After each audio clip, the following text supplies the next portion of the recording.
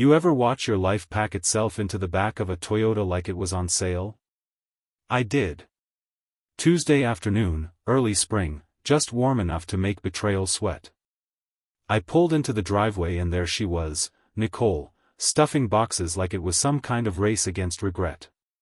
Kitchen stuff, books. One of my trophies from a charity golf event she used to joke was the only time I ever looked athletic. I leaned against the hood of my car and asked, "Going somewhere?" She didn't even blink, just kept her hands moving like she was folding away a chapter. "Thomas," she said, and I swear I could hear her rehearsed it in the mirror that morning, "you're a good man. But you've got no ambition. I can't live my life waiting for you to catch up." That's when she told me she'd found someone else. "Not recently, no. A while ago," she said. "Someone who knows how to provide. Someone who actually wants a future. Like I didn't build our house with these two hands and 30 years of missed vacations." Said she wasn't after money, didn't want anything, just a clean exit and that the divorce papers would come through her lawyer. I nodded, once, like a man listening to the weather report even though the storm's already above his head. I didn't argue. Didn't cry. Didn't beg. You learn, if you're lucky, that silence sometimes says more than heartbreak ever could. She loaded the last box, shut the hatch, and drove away with my past in the trunk and her future riding shotgun. I stood in that empty driveway for 22 minutes. Not because I couldn't move, but because I was remembering. Remembering the early days, us painting the kitchen at midnight, laughing about how terrible we were at Grage. Remembering the cold winters, sharing one space heater and dreams that barely filled the pantry. We had nothing back then. But we had each other. Or so I thought. Funny how betrayal doesn't show up with a gun. It comes with boxes, silence, and someone else's cologne on your wife's scarf. I spent the next 3 weeks floating. Went to work. Ate frozen dinners. Slept like the floor was more comfortable than the bed. Didn't tell my friends. Didn't tell my mom. Just sat with it. Let it stew. Then one day I'm called into the corner office. The VP had retired. They were promoting from within. My name was already on the paperwork. You'd think I'd feel vindicated. I didn't. I just felt ready. Like I'd been living underwater and someone finally opened a window.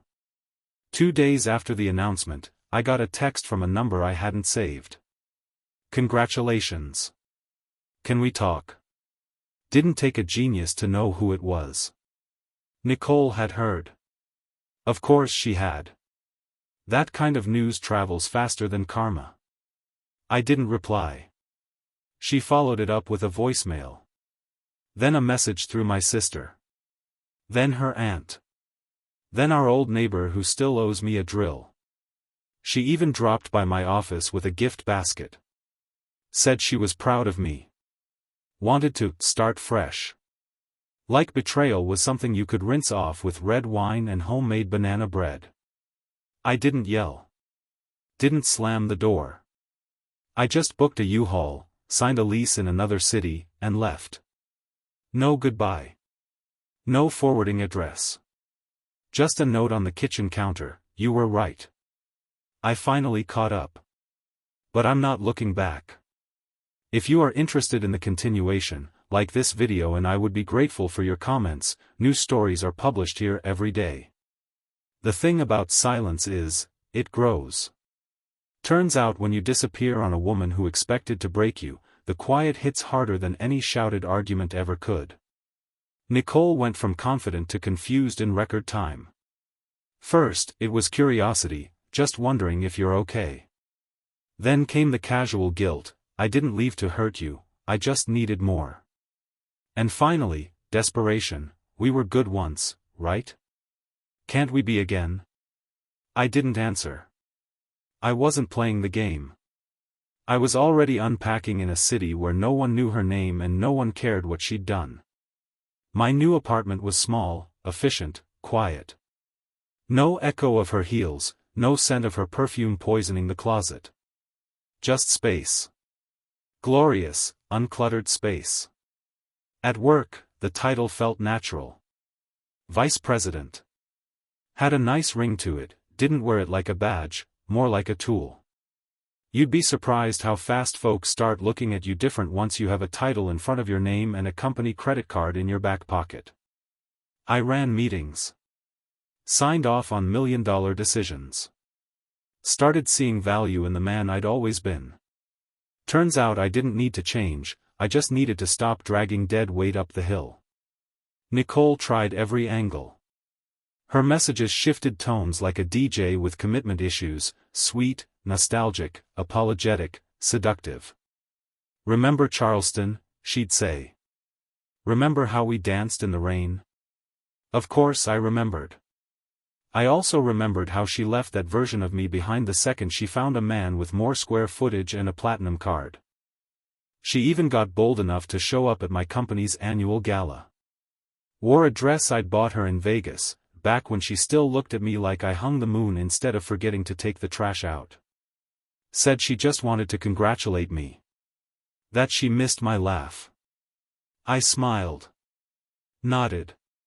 Asked if she'd parked in the guest lot. "Why?" she asked. "So security knows where to escort you out," I said. She blinked. That's when she knew I wasn't just gone, I was unreachable. That next week, her cousin messaged me. Said Nicole was really struggling. Couldn't eat. Couldn't sleep. Said she didn't expect me to actually leave. I told her cousin, neither did she. That was her mistake.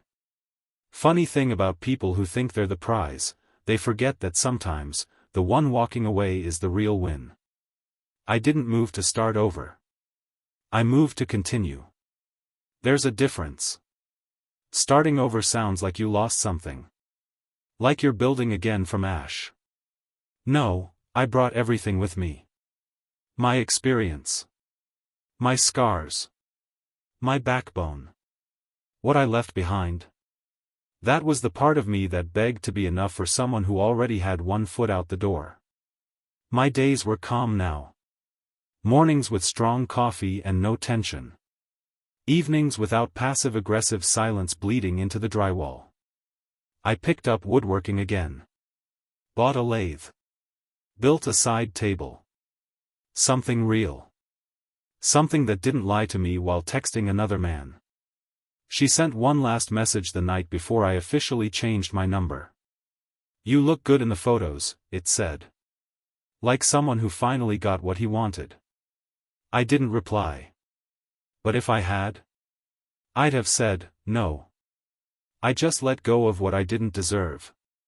I was halfway through a logistics report when the message came in. Not from Nicole, though, her name would have gotten an auto-delete. This one came from someone unexpected, her sister, Megan. Now, Megan and I were never close.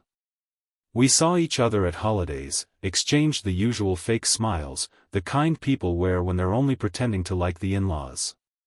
So when I saw her name pop up on my phone, I figured it was either a wrong number or another family member trying to play peacemaker with a broken compass. I was wrong. Real wrong. The message was short, but it hit like a cinder block to the ribs. "Don't believe anything Nicole says. She's been talking to someone else. They've been planning to get you fired. Thought you should know." No hello. No context. Just a quiet grenade lobbed into my calm little life. I sat there, phone in one hand, the cursor on my screen blinking like it was judging me. I read it again. Then again. And then I did what I always do when things try to tilt, I investigated. Megan didn't answer my call right away. Took her about an hour to respond with a follow-up. She told him if she could get you fired, she might get some kind of leverage. "They've been watching your company's social events, trying to find something to twist." That's when I knew two things: Nicole hadn't let go. And worse, she'd realized I wasn't going to crawl back, so now she was setting fire to the bridge she thought I might want to walk across someday. That same day, my company email pinged. The subject line read, "Hi. Just wanted to clear the air. Guess who?" I clicked it because I needed to see the angle. Nicole always had one. The email was full of soft tones and fake concern. Said she was proud of me. Said she hoped I was happy. Said she'd been thinking a lot about what we lost, and wanted to talk like adults. I almost laughed. She hadn't wanted to talk like adults when she left me in the driveway with divorce papers and a trunk full of arrogance. But now that I'd leveled up and moved on, now she was suddenly in the mood for maturity. I flagged the message. Didn't delete it. That's important, never throw away a warning. I forwarded it to HR and legal, no commentary, just the cold facts. Nicole trying to breach professional boundaries. My company's legal team didn't take long. They looped in our internal counsel and slapped a block on her email. Security protocol was updated. My calendar got extra eyes. Quiet protections. The kind you only see when you know how quickly things can burn. The next time Megan called, she didn't hold back. Said Nicole and this new guy, she didn't give a name, just called him Mr. Smooth, had been floating rumors that I was involved in unethical business practices. Something about offshore accounts and tax irregularities. I told Megan to check my records. She laughed and said she already had. Said she knew I was clean. Said she was tired of watching her sister ruin every good thing that came near her. That part stuck with me, every good thing. Not because I needed the praise, but because it was the first time someone from Nicole's world admitted what I'd been trying to prove for years. I wasn't the problem. I was just the witness. So I did what any man who's been lied to, set up, and underestimated does. I cleaned house. I met with my lawyer. Filed a formal cease and desist. Had my IT department filter and flag anything that so much as hinted at personal communication. And then I went a step further. I started documenting. Every message. Every call. Every whisper that found its way to my office door. Because this wasn't just a jealous ex trying to reconnect, this was sabotage dressed in sentiment. 2 weeks. That's how long the messages kept trickling in before they stopped trying to hide what they were. At first it was, "Hope we can talk." Then it became, "I deserve a chance to explain." Then, "You owe me that much." And that right there, "owe me," was the moment I realized we weren't in the same movie anymore. She thought she was still the lead. I'd already walked off set and started directing my own. But she couldn't let go of the narrative. She needed to be the victim, the misunderstood ex-wife pining for closure. Meanwhile, I was just trying to enjoy my coffee without a digital ambush. But Nicole doesn't do quiet exits. She does fireworks. So when she realized her emails were getting flagged, her texts ignored, and her sister was no longer a loyal soldier, she moved to phase 2, chaos. I got a call from a colleague in another department, good guy, didn't owe me anything, just someone with enough decency to give a heads up. Said Nicole had reached out through LinkedIn, of all places, under some fake name asking questions about how things were going in upper management. Said she asked if I was hard to work with. Said she wanted insight. That's when it turned from personal to professional. I called my lawyer. Told him to go ahead and file the defamation preemptive suit. Just a placeholder, really, but enough to send a message: I don't play defense anymore, I plan attacks with timelines and timestamps. We served it digitally. Timestamped. Legal letterhead. CC'd her new guy. That's when the apology texts came back in style. Big, sweeping paragraphs of remorse. I didn't mean for things to spiral. I never wanted to hurt your career. I still care about you. Like a kid who just realized the stove wasn't just warm, it was on full blast and they already dropped their future on it. But it got better. Her new guy. The one she was plotting with. Turns out he worked in finance. Real slick type. Wore too much cologne, used too many acronyms, the kind of guy who says, circle back, in real life.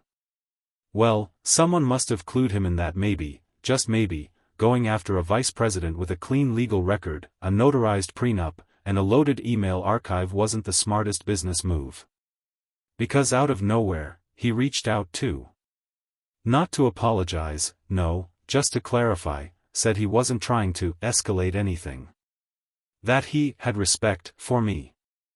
I replied with 2 words, do you? Never heard from him again. The final nail came a few days later. HR called me in, not for trouble, but for transparency. They'd compiled everything, the emails, the LinkedIn messages, even the conversations she tried to initiate with employees who didn't even know her. It wasn't a hearing. It was a declaration. They told me in no uncertain terms, we've got your back. That's when I knew I'd won something bigger than the job or the title. I'd kept my reputation intact in a world built on rumors and image. She tried to burn my name. I made it fireproof. Nicole's sister texted again after that. Said she heard Nicole was spiraling. That her new guy had backed off. That Nicole blamed me. That part made me smile. Because that's what narcissists do when their mirrors crack, they blame the reflection for breaking. But I wasn't the one who shattered anything. I just stepped back far enough to let the truth fall under its own weight. And the beautiful part? I didn't have to scream. Didn't have to throw punches. Didn't have to stoop to her level. I just stood tall. Documented. Defended. And delivered.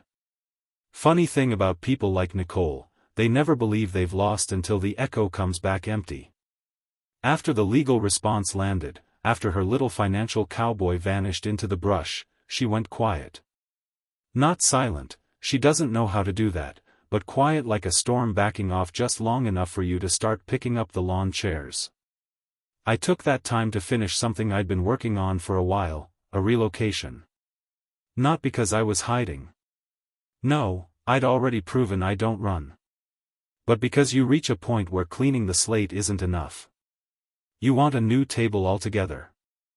I scouted a new city. Bigger, faster, but with just enough distance to make showing up at my office a full-day commitment. I found a place downtown, modern but modest, with a view of the skyline instead of a rear-view mirror. Signed the lease in a day, moved in a week later. No warning. No social posts. No traceable breadcrumbs. I left my old address the way she left the marriage, quickly, and without explanation. The day after I moved, I got one final email from her. She'd found out. Of course she had. Probably one of the friends she weaponized had let it slip. Subject line, please, just tell me why. I didn't open it. Didn't need to. The title said everything. She still didn't understand. Still thought this was a game of reaction, not a conclusion. Nicole thought pain was currency. That if she just spent enough of it, I'd come back like a loyal dog to a closed door. What she never realized is that betrayal doesn't make you loyal, it makes you logical. I didn't move because I hated her. I moved because I loved myself more than I hated being wrong. That's the difference. Hate keeps you tethered. Self-respect cuts the cord and drives the truck. I handed the key to my old place to a realtor with simple instructions: sell it fast. No sentiment, no open houses, no walkthroughs for people who want to ask about the energy of the space. It wasn't a space, it was a battlefield. And I had no interest in memorializing a war I never signed up for. A few coworkers asked why I was relocating when things were going so well. I gave them the short answer: new city, new opportunities. They nodded like they understood, but they didn't need to. I wasn't moving to run. I was moving because I'd already won. What was left to defend? I'd kept the business. I kept my name. I kept my peace. And peace, as it turns out, is a lot quieter when no one's calling you to apologize for things they fully intended to do. There was one last thing. Before I turned in the keys, I stood in the middle of the living room, the same one where Nicole once said we'd grow old together, and I whispered 2 words, not for her, not for anyone. Just for me. Never again.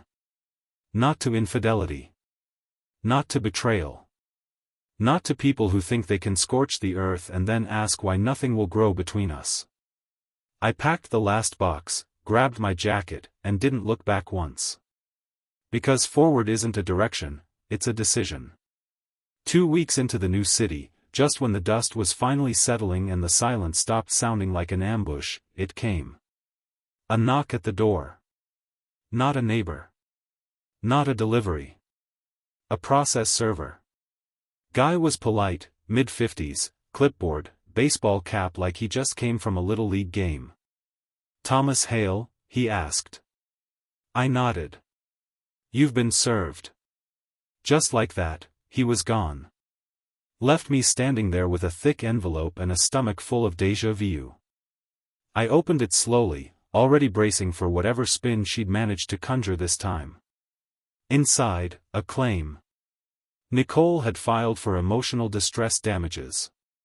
Said I'd been cruel. Said I'd orchestrated a campaign to humiliate her. Said my abrupt disappearance caused her anxiety, depression, and social isolation. Included screenshots of emails she'd sent me, as if her own manipulation somehow proved I was the monster. Claimed I sabotaged her relationship with her new partner by publicly retaliating and creating a hostile digital environment. Had the audacity to cite a workplace retaliation statute, even though we haven't worked in the same zip code, much less the same building. And the cherry?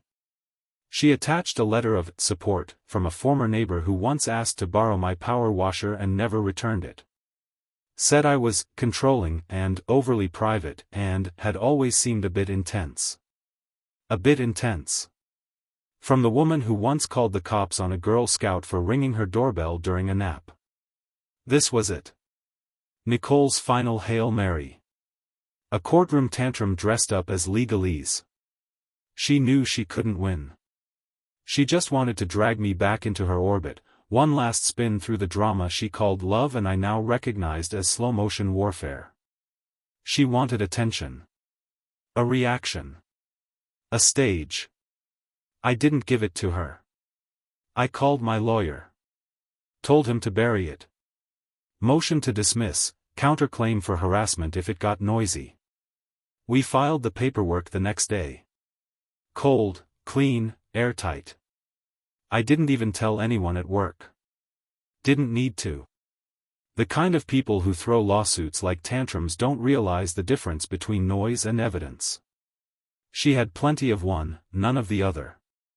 She thought if she couldn't win me back, she could at least scar the exit. But she forgot one thing. I'd already walked through fire. And I don't burn easy anymore.